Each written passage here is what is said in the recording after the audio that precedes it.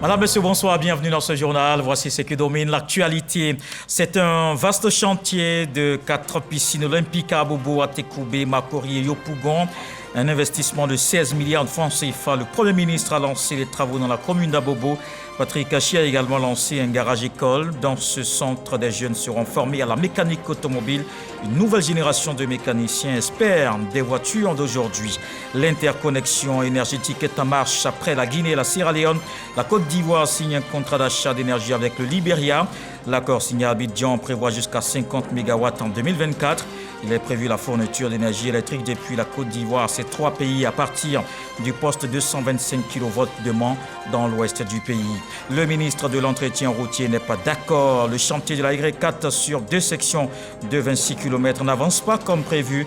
Seulement 60% de taux de réalisation de ce projet important pour la circulation dans le Grand Abidjan. Amédée Kouakou a exprimé son mécontentement à l'issue d'une visite, un déplacement sur site pour voir l'état d'avancement des travaux. Apollinaire Kilem Joachim de Tambela, c'est le nouveau Premier ministre du Burkina Faso. L'avocat et le président du Centre de recherche internationale et stratégique, un centre orienté vers les relations internationales et la géostratégie, auteur de plusieurs publications de référence, dont Thomas Sankara et La Révolution. C'est une sorte de poésie avec un code renouvelé, un vocabulaire familier à la lisière des néologismes. Le slam, l'art de jongler avec les mots. Cette manière de déclamer les mots, les joies, la vie prend de l'ampleur. La slameuse que nous allons voir ensemble a foulé plusieurs scènes d'ici et d'ailleurs pour porter haut les couleurs du slam ivoirien. La prochaine date d'ailleurs, c'est le Kenya au festival féministe Lindemo Messona, au service de l'engagement pour la nature, pour la femme, pour la conscience et pour le continent africain. Bonsoir, Lindemo. Bonsoir. Alors, c'est un plaisir de vous recevoir. Merci. Est-ce que votre tenue en dit un peu sur ce que vous dites dans vos slams? Ce façon d'Anfani, sortie de Kori? C'est aussi une manière de s'engager. D'accord. Alors, on parlera justement du slam et l'engagement tout à l'heure, le temps de voir le tour de l'actualité. Bien sûr. Et l'actualité qui est marquée par ces 2 projets importants, désormais en cours de réalisation, 4 piscines olympiques à Bobo, à Tekoubé, Makori et Yopougon. Le Premier ministre a lancé les travaux aujourd'hui. Patrick Hachi a également lancé un garage-école. Des jeunes seront formés à la mécanique automobile, un centre qui va produire une nouvelle génération de mécaniciens, des experts des voitures d'aujourd'hui. Alexis Ouedraogo. Avec une population estimée à plus de 50% de moins de 30 ans, le développement des structures éducatives, culturelles et sportives reste une priorité pour le gouvernement. Après le lancement il y a quelques semaines des travaux du CHR d'Abobo, ce samedi, le Premier ministre est dans la commune pour le lancement de 2 grands projets, aisance aquatique et garage école. Abobo est très fière et heureuse de compter parmi les communes privilégiées qui verront la construction sur leur sol de ces piscines olympiques. Cette sympathique cérémonie coïncide avec le lancement d'un autre acte majeur dans le domaine de la formation professionnelle et de l'apprentissage. Le projet de construction de ce garage-école qui se matérialise ce jour est une formidable opportunité pour nos nombreux jeunes et artisans intervenant dans le secteur de la mécanique automobile. Le projet garage-école va regrouper sur un même site une école et un garage, permettant aux apprenants d'évoluer en situation réelle en réparant et entretenant les véhicules de particuliers. Le garage-école accueille, qualifie, diplôme et accompagne les jeunes attirés par une autre manière d'apprendre les métiers de la mécanique automobile à travers une pédagogie innovante qui est d'apprendre en faisant. Les jeunes développent ainsi leur savoir-faire et leur savoir-être de façon à s'épanouir et répondre aux besoins de la filière automobile. 50 jeunes seront retenus par session de formation pour des durées de 4 mois, formés à la mécanique automobile et aux métiers connexes. Une formation sanctionnée par un CQP puis ouverte sur les CAP, BT, DTS et autres diplômes d'ingénieurs. À côté de cette nouvelle, un autre projet tout aussi important, Aisance aquatique, qui veut créer en Côte d'Ivoire les conditions optimales à la pratique de la natation. Le projet prend en compte la réhabilitation des piscines de Boaké et Bingerville, ainsi que la construction des piscines d'Atekoubé, Yopougon, Makori, Koumassi et Abobo. Depuis l'indépendance de notre pays, l'État n'a jamais autant investi dans le sport que pendant ces 5 dernières années. Ce programme a également vocation d'aider à la formation des formateurs, à la promotion de la natation en Côte d'Ivoire en tant que discipline sportive. Mais vous le savez, nous avons une pandémie dans notre pays. Ce sont les maladies cardiovasculaires et l'AVC, et la piscine est un outil de rééducation. D'un coût global de 15 milliards de francs CFA, ce projet va engendrer de nombreux emplois directs et indirects. Pour le Premier ministre, l'enjeu est unique, améliorer les conditions de vie des jeunes. En dehors du divertissement, tout sport, que ce soit le football ou autre chose aujourd'hui, tout sport peut vous permettre de devenir un athlète de haut niveau qui fait rayonner le nom, l'image et le drapeau de son pays dans les firmaments de toutes les compétitions continentales et mondiales. Et on peut avoir des médaillés d'or ici à Abobo en natation. On est également ici pour construire, on a dit, une école garage. L'objectif de ce garage, d'abord, avant tout, c'est de prendre les mécaniciens actuels et de les envoyer là-bas en recyclage pour apprendre à réparer les nouveaux modèles de voitures qu'ils n'ont jamais vus. Pour qu'ils sachent réparer tous les nouveaux modèles de voitures qui sortent. Et c'est pour les jeunes qui sont sortis de l'école, qui n'ont pas pu continuer et qui sont intéressés par la mécanique, à leur apprendre ce que c'est que la mécanique, l'électricité, la tôlerie, la peinture auto, pour qu'eux aussi puissent gagner leur vie. C'est ça le projet Garage École. Et le gouvernement voit plus grand pour Abobo. Tu auras l'un des meilleurs stades du pays. Tu auras le plus grand centre hospitalier du pays. Tu auras la plus belle piscine olympique du pays. Tu auras les plus belles voiries du pays. On est en train de faire un échangeur là-bas, il n'y en a pas en Côte d'Ivoire. Tu auras le plus beau marché du pays. Madame la ministre, moi-même, je dois revenir bientôt pour lancer le plus grand lycée scientifique des filles de Côte d'Ivoire, ici à Abobo. Le mot transformation structurelle que le président dit régulièrement, là où il prend le mieux son sens. Parce que, comme vous l'avez dit, on sait où était Abobo, on sait où est Abobo, mais surtout, on sait où va Abobo. Merci, Son Excellence, Monsieur le Président de la République, pour toutes ces populations qui ont été patientes, qui ont été loyales, qui ont été engagées, qui vous ont soutenu et à qui vous, l'homme, qui mieux que quiconque connaissez le sens de la gratitude, est en train de le leur rendre au centuple. Des annonces qui ont donné le ton à la fête cette fin de semaine dans la commune Zo. La Guinée, la Sierra Leone et maintenant le Libéria. La Côte d'Ivoire va fournir de l'énergie à ce voisin. L'accord d'achat est signé à Abidjan. Il est prévu la fourniture d'énergie électrique depuis la Côte d'Ivoire à ces trois pays à partir du poste 225 kV de Mans. C'est dans l'ouest du pays. Les détails avec Lancine Bakayoko. Ce contrat d'achat signé est l'aboutissement d'un long processus de négociation débuté depuis juin 2020. C'est un contrat de type TCOP d'une durée de 3 ans renouvelable.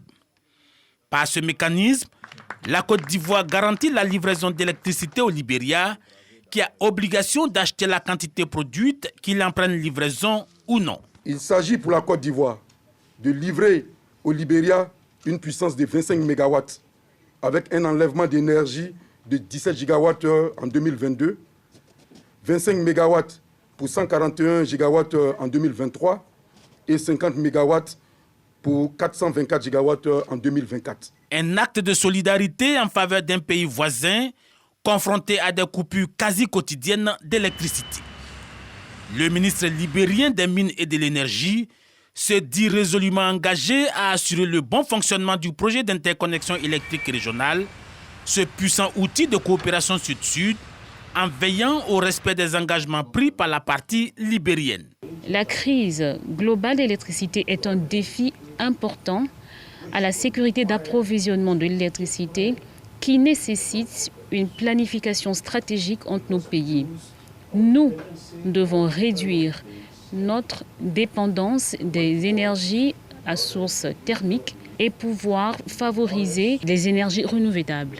La Côte d'Ivoire, qui veut devenir un véritable hub énergétique dans la sous-région, multiplie les projets structurants en vue de donner du contenu à ses ambitions. Notre capacité de production a été augmentée de 60% entre 2011 et 2022 pour atteindre 2548 MW et devrait doubler d'ici 2030. La part des énergies renouvelables intégrant la grande hydroélectricité, qui est d'environ 30% aujourd'hui, devrait passer à 40% à l'horizon 2030. De bonnes nouvelles pour Monrovia, qui appelle Yamoussoukro à construire une deuxième ligne de 225 kV. Une autoroute pour alimenter ces énormes gisements de mines qui n'attendent que du courant de qualité pour entrer en exploitation. Et du courant pour le développement de nos villes, mais retenez que seulement 5% des 500 grandes villes du monde sont solvables et seulement 20% d'entre elles ont accès aux capitaux locaux. Voilà ce que dit le directeur général de l'Agence française de développement. C'était lors de la cérémonie d'ouverture de la conférence de haut niveau Finance ta cité. La rencontre permet justement de se mobiliser autour du développement des villes. Dangui. Le financement des collectivités, notamment de villes en Afrique, la problématique a rassemblé élus locaux, pouvoirs publics africains et les bailleurs de fonds dans le cadre d'une conférence de haut niveau sur le thème « Finance Your City », en français « Finance ta cité ». L'Agence française de développement a saisi l'occasion pour réaffirmer son engagement à accompagner le développement des villes en Afrique. C'est 3 milliards d'euros d'engagement chaque année maintenant aux faveurs des villes durables. Et on le fait avec une grande diversité d'instruments. On peut financer directement les villes et leurs opérateurs dès lors que le cadre juridique du pays le permet. Co-président du Fonds mondial pour le développement des villes FMDV, initiateur de cette conférence en marge du sommet Finances en commun, le ministre-gouverneur Begré Mambé a invité les bailleurs à avoir une autre vision du développement des villes. Nous voulons demander aux bailleurs de fonds de comprendre que la ville est un partenaire des bailleurs de fonds à part entière. Représentant le Premier ministre à cette conférence de haut niveau, le ministre de la Construction a partagé sa conviction sur la problématique de financement des collectivités. Notre ambition est de renforcer le pouvoir d'agir des ministères en charge de l'urbain, ainsi que celui des collectivités territoriales de nos pays respectifs, sur tout ce qui relève du financement du développement urbain durable, juste et résilient. Et nous pensons que le moment est arrivé d'agir ensemble pour construire une Afrique qui s'urbanise sans s'affaiblir.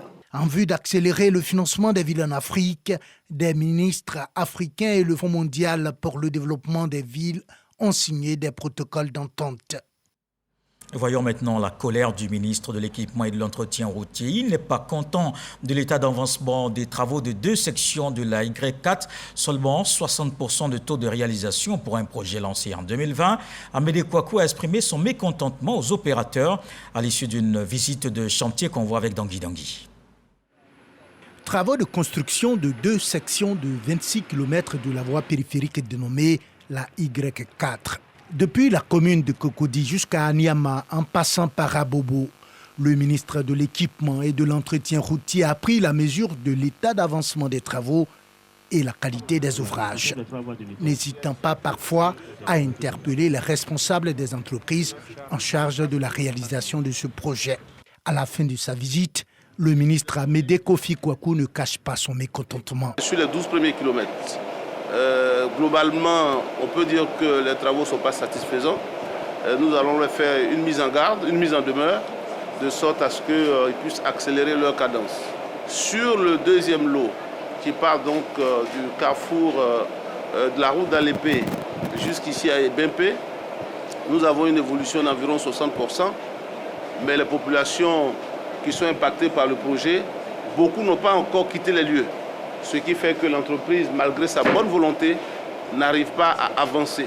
Le ministre de l'Équipement et de l'Entretien routier promet de tirer toutes les conséquences relatives à la lenteur dans l'exécution des travaux et rappelle par ailleurs l'importance de la voie périphérique Y4 pour le pays. Aujourd'hui, avec les problèmes de congestion, c'est-à-dire les problèmes d'embouteillage dans la ville d'Abidjan, il était important qu'on puisse donc construire des voies qui permettent donc à nos compatriotes donc de pouvoir circuler correctement. C'est ça la vision du président Alassane Ouattara. Et c'est cette vision-là qui est en train d'être mise en œuvre. Aujourd'hui, à travers cette visite de chantier, nous avons souhaité que l'ensemble du peuple, que les Ivoiriens voient la réalité de ce qui est dit. La Y4 qui est en construction, aujourd'hui, vous avez vu que c'est une réalité.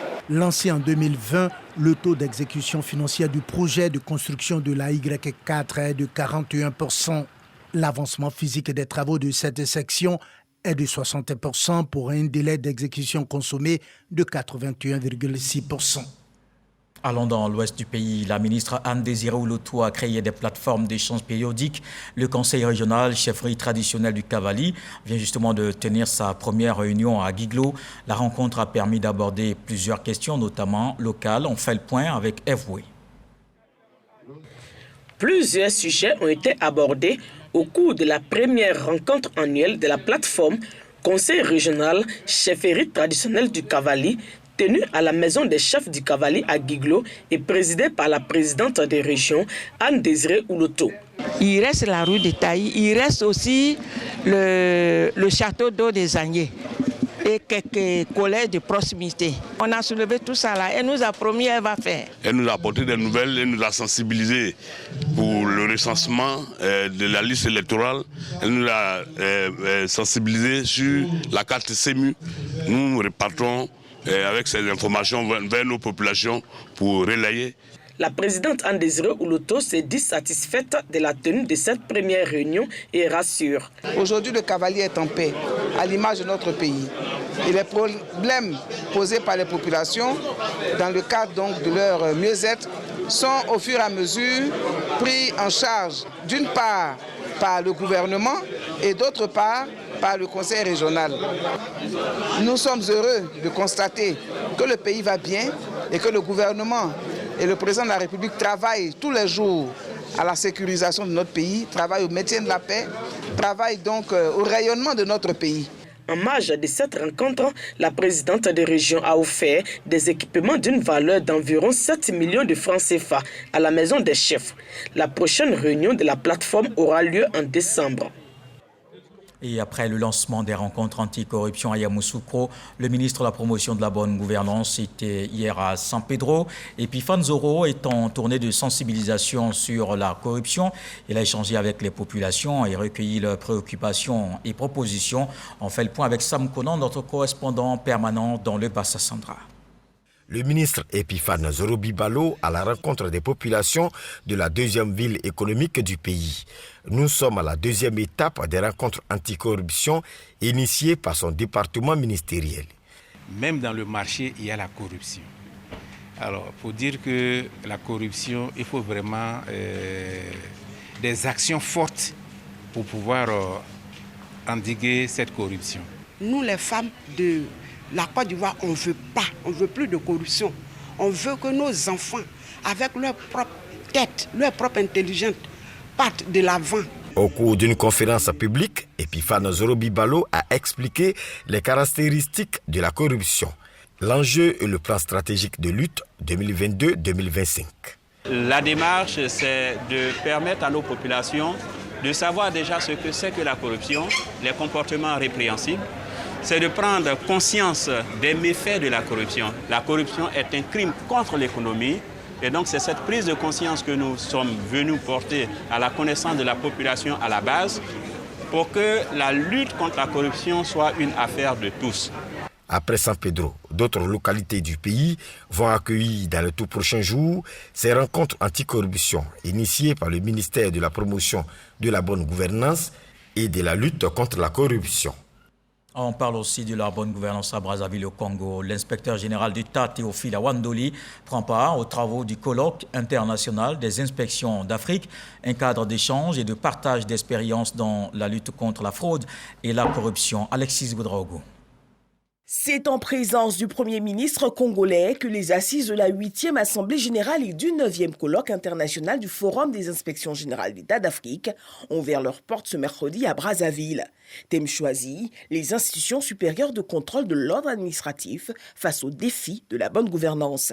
Depuis sa création en 2006, le Forum des inspections générales d'État d'Afrique et institutions assimilées s'est donné comme ambition de devenir un acteur incontournable de la réflexion évaluative et prospective en matière de gestion publique. 16 ans après, le Congo, qui en est membre depuis sa fondation, se réjouit d'accueillir pour la première fois ce forum. 21 pays du continent dont la Côte d'Ivoire prennent part à ce rendez-vous qui se veut moment d'échange sur les sujets en lien avec les principaux objectifs du FIGE, notamment les méthodes de vérification, de contrôle et de fonctionnement entre les inspections générales du continent. Les inspecteurs généraux d'État au niveau de l'Afrique doivent faire un travail important pour la promotion de la bonne gouvernance. Est-ce que ces inspecteurs-là ont les moyens humains, les moyens matériels, les moyens financiers pour faire ce travail? C'est un grand thème que nous discuterons au niveau donc, du colloque.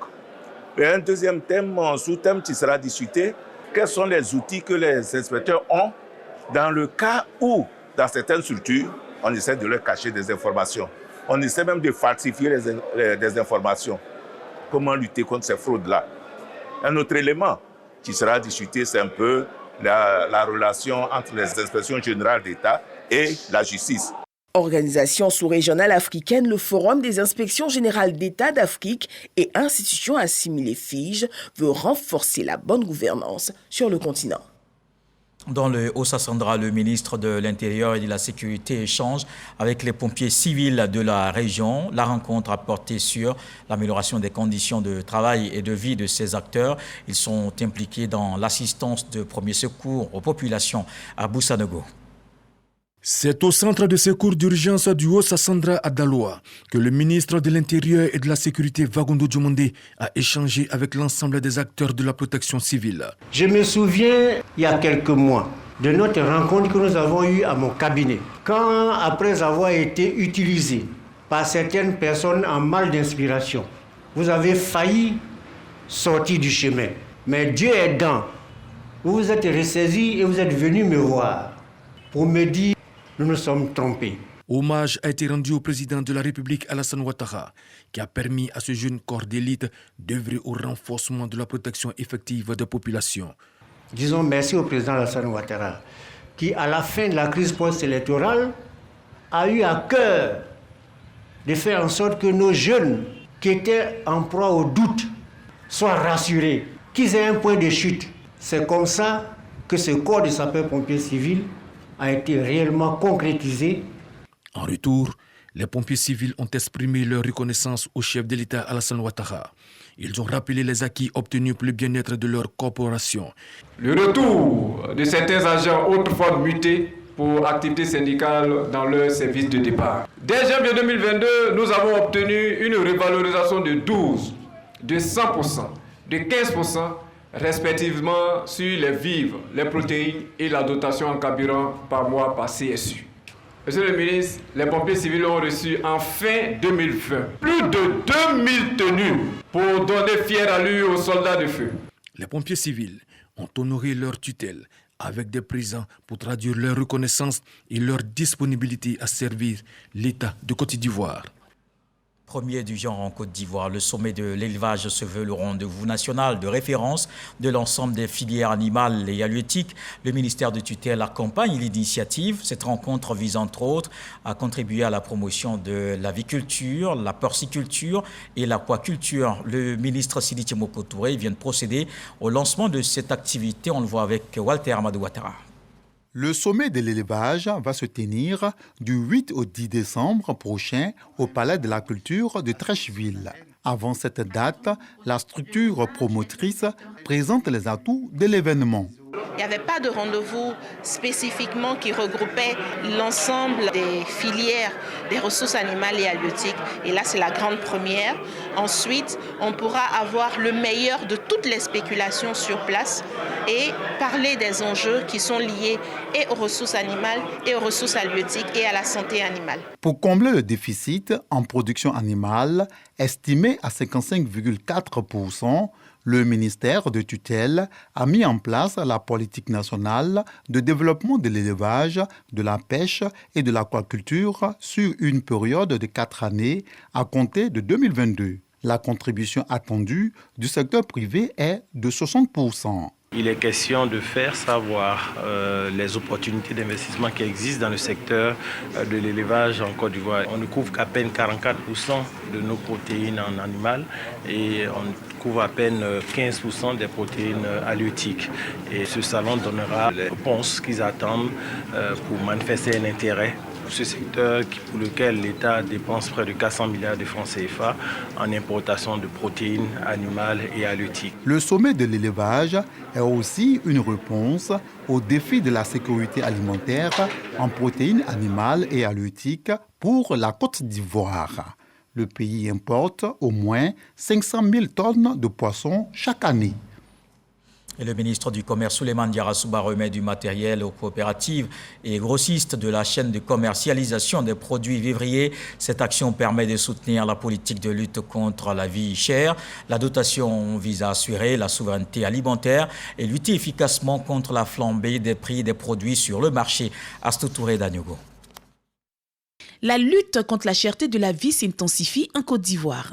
Les acteurs du secteur de la commercialisation reçoivent des broyeuses, des décortiqueuses, des tricycles et des cajots pour l'approvisionnement des marchés en produits frais, produits localement. Les dons concernent 197 organisations professionnelles agricoles, dont 14 fêtières et 183 coopératives provenant de 22 régions pour un montant de 326 millions de francs CFA.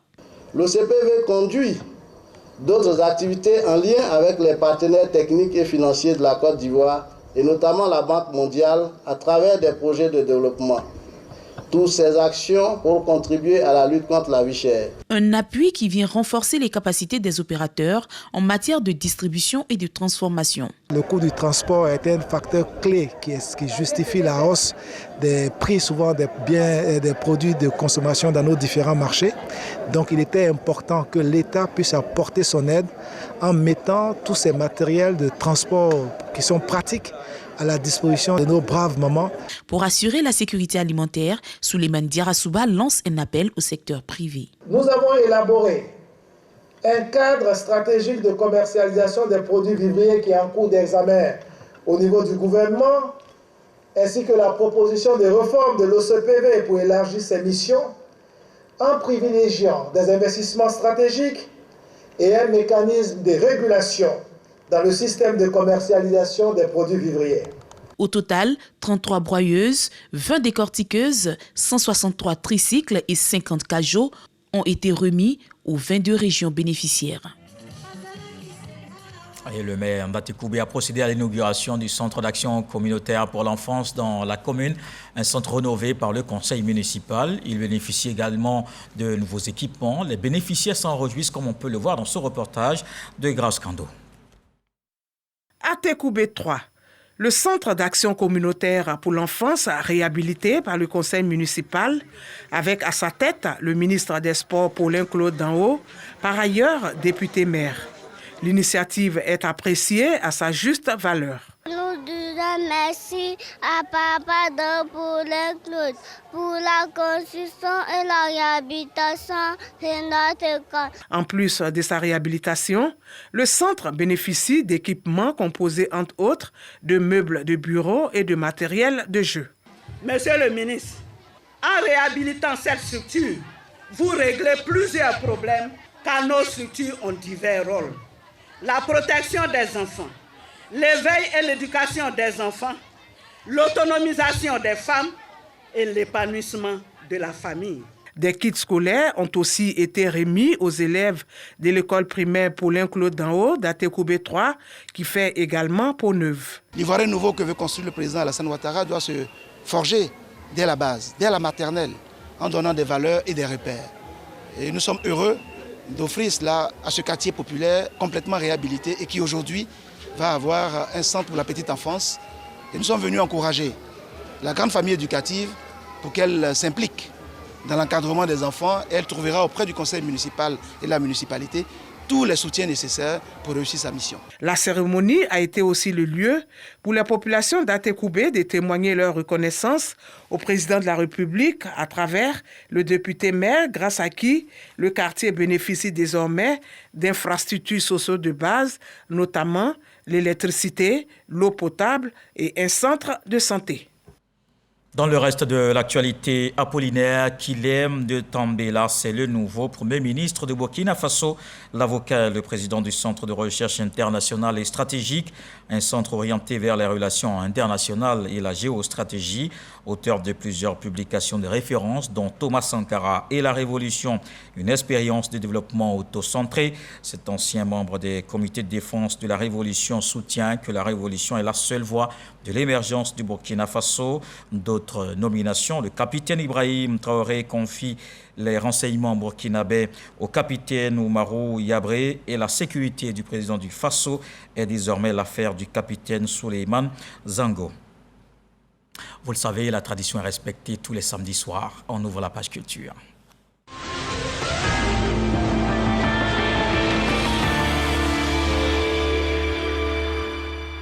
Un des chantres les plus marquants de la tradition moderne ouai reste Blé Marius. Bien connu dans cette sphère musicale, l'artiste totalise plusieurs décennies de carrière. Son apport dans la vie culturelle, célébré par ses pairs, il est passionné de la culture dans la commune de Yopougon. Franck Quadio.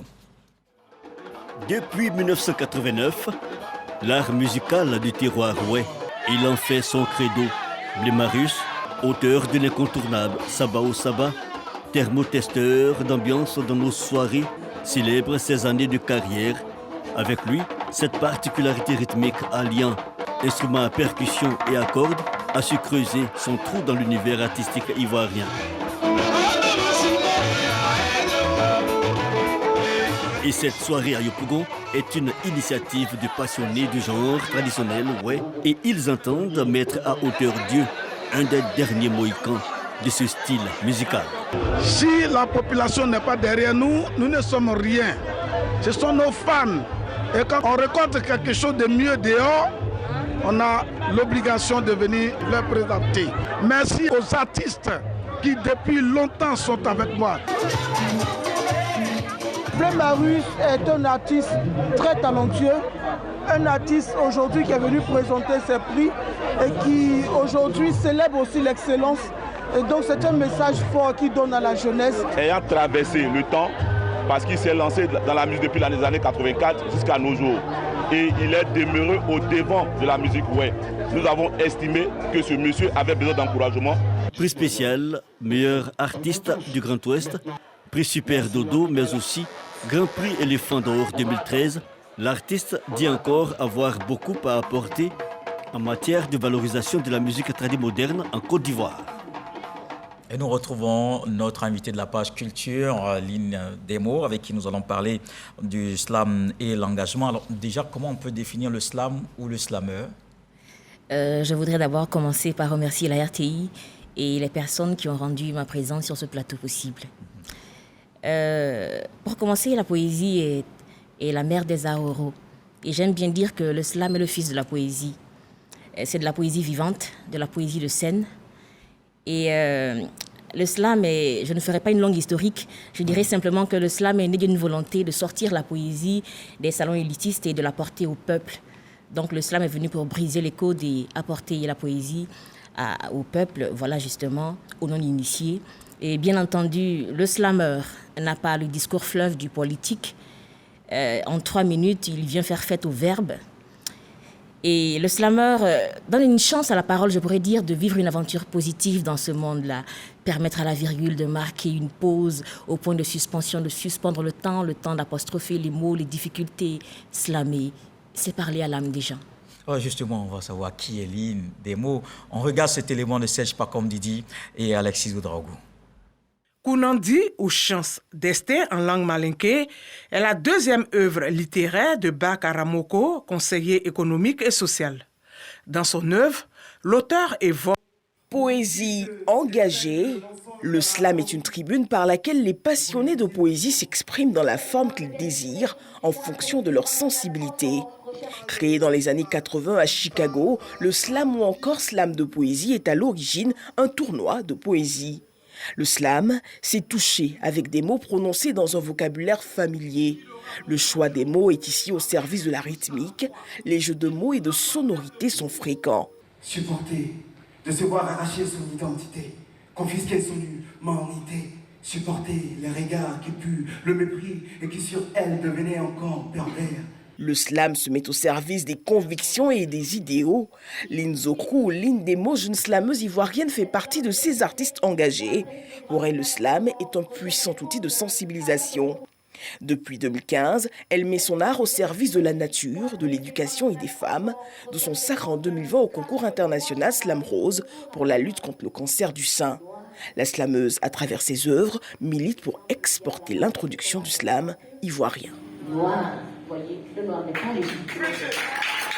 Alors, en quoi justement le slam est la meilleure voie d'expression pour un engagement quelconque, pour une cause? On vous a entendu, là, dans ce reportage, porter la cause de Octobre Rose, la lutte contre le cancer du sein. Je l'ai dit précédemment, le slam est un art qui parle à l'âme des gens et pour cela, c'est un outil de communication et de sensibilisation puissant. Et engagé, je ne sais pas si je peux me permettre de me dire engagé, et je me décrirais plus comme passionné, mais je voudrais ma démarche engagée parce que l'engagement, c'est l'essence même du changement. Et donc le slam, c'est le canal que nous avons choisi, nous autres, pour porter notre parole, pour prêcher une Afrique nouvelle, pour lutter contre les maux, les difficultés et tout ce qui mine la société quand on sait que notre société est vraiment malade. Alors le slam, c'est un art qui vient pour donner de l'espoir, pour illuminer et les gens, leur dire que c'est possible que les choses changent. Alors justement, est-ce qu'on peut avoir un slam, un texte de vous parce qu'on ne peut pas quand même vous avoir sur ce plateau sans slammer avec l'une des mots. Bien évidemment. Je suis le chant du silence qui parle à vos cœurs et la vérité dans ma bouche a une étrange couleur. Je dompte les mots et ma parole construit des ponts entre les peuples et leurs espoirs quand de leur cœur perlent les larmes de leur peur et que doucement meurt le temps de leur sueur. J'écris des vers cousus de mots, des mots issus de lettres et les lettres de tout temps ont écrit des histoires qui naissent à travers les siècles et les mémoires, rien que pour devenir le partage d'un langage qui forge l'amour à travers les âges. Appelez-moi Slam Mama. Bravo. Mais en général, quand on vous entend, on est bercé par ces vagues, ce jeu de mots, mais très peu porté par le sens du slam que vous déclamez. Qu'est-ce que vous dites en général, surtout dans ce slam? De quoi parlez-vous concrètement? Je ne l'ai pas terminé. Dans ce slam, je porte l'Afrique. Et dans tous mes slams, d'ailleurs, je porte l'Afrique à travers ma tenue vestimentaire, à travers ce que je dis. Et je parle du peuple noir. Si je terminais mon slam, on aurait pu savoir un peu le sujet. Mais quand je dis que je suis le chant du silence qui parle à vos cœurs, ça veut dire qu'au-delà de ce que je dis, il y a une émotion que je vous véhicule, que vous devez ressentir et que vous ressentez forcément. Alors, ces textes sur le slam, ça vient de vous? Ça vient de qui? Vous les puisez où pour les porter? D'abord, pour être slameur, il faut produire son propre texte. On est slameur quand on produit son texte et qu'ensuite on le communique à travers l'émotion à un public. Donc, pour être slameur, d'abord, il faut écrire. Donc, j'écris mes propres textes. Tous les slameurs, d'ailleurs, je suppose, écrivent leurs propres textes. Alors, vous sortez des codes de la poésie traditionnelle, vous l'avez dit, pour imposer un autre style, pour déclamer. Mais quel est le regard des puristes, justement, sur cette façon de faire, je dirais, la poésie autrement? Alors, en tant qu'artiste, on ne s'en inquiète pas trop. L'art, par essence, n'est pas convention. Alors, si le slam qui vient pour bousculer les codes ne s'inquiétera pas de savoir si les puristes aiment ou pas, mais le slam a sa place justement parce qu'il y a un engouement certain au niveau de la jeunesse et c'est ça notre combat. Alors, vous avez fait plusieurs scènes, on l'a dit, mais la prochaine scène, ce sera au Kenya. Oui. De quoi ça va parler? C'est un festival féministe. C'est pour aller encore défendre la cause des femmes. C'est pour aller encore parler aux femmes, faire des colloques, des séminaires pour apprendre aux femmes à contourner un système patriarcal assez pesant et dont on ne s'est pas encore dépêtri. On continue la lutte. On voit bien que vous êtes engagé. Vous n'avez pas voulu le reconnaître tout à l'heure. Si par engagé, vous entendez prendre la parole, monter au créneau, poser des actes concrets en faveur de ce que l'Afrique change, alors oui, à mes heures, je suis engagée. Alors, l'engouement que prend aujourd'hui le slam, on en a plusieurs, des slameurs, des slameuses. C'est un engagement certain au niveau de la jeunesse aujourd'hui. Comment vous l'expliquez? Et justement, ça a été notre combat. On a porté ce combat et il y a beaucoup d'associations de slameurs qui sont nées justement pour porter haut le slam ivoirien, pour porter le slam parmi les jeunes. Et j'invite les jeunes à s'intéresser au slam. J'invite les parents à encourager leurs enfants à s'intéresser au slam. J'invite les décideurs à introduire des compétitions de slam dans le système scolaire comme activité ludique. Et ce serait bienvenu quand on sait les problèmes que rencontre l'école ivoirienne. Et je puis affirmer que le slam est une ébauche de solution, un soutien à l'éducation, une alternative même aux problèmes de violence dans l'école. Et à la culture de façon générale. À la culture Merci, de façon générale. Lynn Demo, l'invitée de la page culture. Et surtout, on vous souhaite très bonne chance au Kenya. Merci. Merci à vous, Lynn, l'invitée de la page culture. Voilà qui met un terme à ce journal. Merci de l'avoir suivi. L'actualité se poursuit à 23h avec Abdoulaye Koné. Ce soir, le sage nous apprend qu'on ne peut pas voir une souris cachée derrière un éléphant. Dieu le voulant, on se retrouve demain.